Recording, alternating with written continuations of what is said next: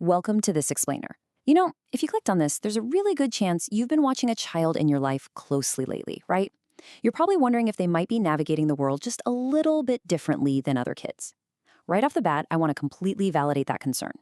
Honestly, the very act of you engaging with this material right now, it means you are paying close, loving attention to your child or student. You're here because you care and you want to understand them better. And that is a great place to start. Could my child have ADHD? Wow, that is a question that can bring up a whole lot of anxiety and uncertainty for any parent or educator. You might literally be replaying moments in your head right now wondering, was that behavior just a phase or is it something more? It is completely normal to feel overwhelmed by that internal monologue, but let's just take a deep breath together, okay? In this explainer, we're going to look closely at the data to give you clear, actionable steps and a structured way to actually understand what you're seeing. So here is our roadmap for today. First, observing without jumping to conclusions. Second, we'll look at age-specific signs. Third, consulting professionals. Fourth, helpful strategies at home. And finally, we'll focus on reducing struggles. Let's dive right into section 1, observing without jumping to conclusions. When you first start noticing challenging behaviors, it's so tempting to just rush to Google and assume the absolute worst, right? We've all been there. But before we do that, we need to know what we are actually looking for. The core tendencies of ADHD generally fall into 3 main buckets. First is restlessness. This is the kid who fundamentally struggles to sit still. Second is a lack of attention, meaning they're super easily distracted and their focus just drifts. And third is impulsive behavior, acting on a whim or finding it literally impossible to wait their turn. Now, you might be thinking, wait a second, doesn't every child act like a chaotic, tiny tornado sometimes? And you would be absolutely right. So how do we actually separate everyday, normal kid behavior from something that actually needs our attention? Well, the real differentiators are frequency, intensity, and life impact. Think about it. Is this happening occasionally, or is it an every single day kind of thing? Is the intensity far, far beyond that of their peers? And most importantly, is it causing real trouble at home or at school? Because if it's significantly impacting their daily life, that's when we need to look a little deeper. Which brings us to section 2, age-specific signs and traits.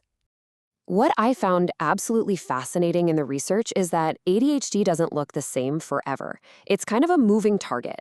We're going to look at 4 distinct developmental stages: toddler, early elementary, upper elementary, and middle school and beyond. Going through this timeline is super helpful because it validates that what looks like one thing at age 5 might look completely different by age 15. Let's start with the toddler stage, ages 3 to 6. Frankly, this is the hardest stage to identify, hands down. The line between highly energetic toddler and ADHD is incredibly blurry. They might constantly ignore you when you call their name, impulsively dash right into danger like a busy street, or absolutely refuse to sit down. The key here really comes down to peer comparison. Ask yourself, are these traits significantly more intense than other kids their exact same age? And is their preschool teacher noticing this intensity too? As we move into early elementary, things change. Suddenly, the strict structure of school brings these traits into sharp focus. You might see a child wandering around during class, constantly forgetting their belongings or making careless mistakes on tests, even when they absolutely know the right answer. They might also start having trouble with friends because of impulsive remarks. It is so vital to realize here, they aren't choosing to be difficult. They're trying, but they simply cannot sustain the effort. Now, moving into upper elementary, ages 9 to 12, there's a really important shift. The visible, physical, bouncing off the walls hyperactivity often starts to fade, but executive function struggles really emerge. What does that look like? It looks like completely failing to manage homework, extreme procrastination, and a super weak sense of time that results in them being late constantly.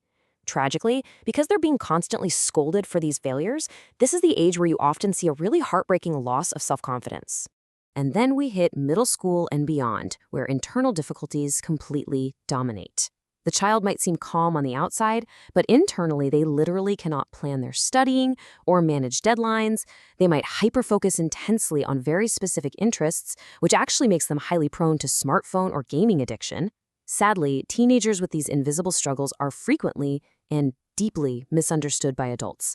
They just get written off as lacking motivation or being lazy. So, the crucial takeaway here is knowing the universal signs across all these different ages. To warrant a professional evaluation, these struggles must happen in multiple settings, like it has to be at home and at school. It must have lasted for at least 6 months, and it has to significantly disrupt their daily life. But here is an incredibly important note. These same symptoms could actually be caused by environmental stress, sleep loss, or simply individual personality differences. And this is exactly why jumping to self-diagnosis is never the answer. Okay, let's move into Section 3, Consulting Schools and Professionals. If you've been nodding along to this explainer and recognizing these patterns, I want you to know it is completely okay to seek help. You do not need a medical degree to ask for guidance, and you don't have to rush straight to a psychiatrist tomorrow. Think of it like a ladder. Step 1 is often just talking to the school teacher to see if they observe the same things you do. Step 2 might be contacting free municipal developmental consultation services in your city. And then step 3, if it's deemed necessary, is visiting a medical specialist. See? It's a gradual, supportive ladder, not a giant leap. All right, Section 4, Helpful Strategies at Home. While you're figuring out those official steps, here is some actionable, evidence-based advice you can start using in your household today. You don't even need a diagnosis for this. Let's talk communication. We adults often give vague instructions like behave yourself or clean up. Well, for a brain struggling with executive function, that is basically impossible to decode. You have to change those to short, specific actions. So instead of get ready for school, say put your backpack away. Making expectations instant, clear, and achievable, it completely transforms the whole dynamic. It's a real game changer. Here are a few more proactive strategies you can try. First, praise them immediately when they succeed, not an hour later, immediately. That positive feedback builds up the crucial self-confidence that is so often worn down. Second, adjust the environment. Reduce unnecessary stimulation like background TV or gaming consoles when it's time for them to focus. And third, make the rules visible. Don't just say them out loud, write them down and stick them right on the fridge. Visual cues reduce daily friction dramatically. But just as important as knowing what to do is knowing what to avoid. We need to firmly destigmatize this whole situation. Blaming these struggles on bad parenting or a lack of strict discipline is factually incorrect, and honestly, it's just harmful. Constantly scolding a child for things their brain makes difficult is only going to breed resentment and sadness. And finally, whatever you do, do not compare them to other children. It is completely counterproductive, reverses any progress, and just damages your relationship with them. Finally, let's look at Section 5. Focus on reducing struggles. This brings us to the single most important mindset shift of this entire explainer. We have to look past the medical terminology and see the human being in front of us. Understanding these struggles isn't about slapping some limiting label on a kid. Not at all. It proves to them and to the world that this is not a lack of effort on their part. It unlocks appropriate, tailored support systems. But most importantly, it protects their precious self-esteem so they don't grow up feeling like they're somehow broken. In fact, the entire philosophy of our source material boils down to this one quote. The goal isn't a diagnosis, it's reducing their struggles. A diagnosis is literally just a tool. It's a piece of paper that opens doors to resources. Your true everyday priority is minimizing your child's distress and helping them navigate this world with confidence and joy. So I'm going to leave you with this question to ponder today. What is one small change you can make today to make your child's day a little easier? Seriously, just one. Maybe it's changing how you give instructions. Maybe it's writing down the morning routine on a whiteboard.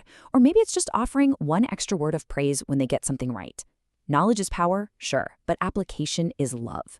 Pick one thing from this explainer, try it out today, and just see the difference it makes.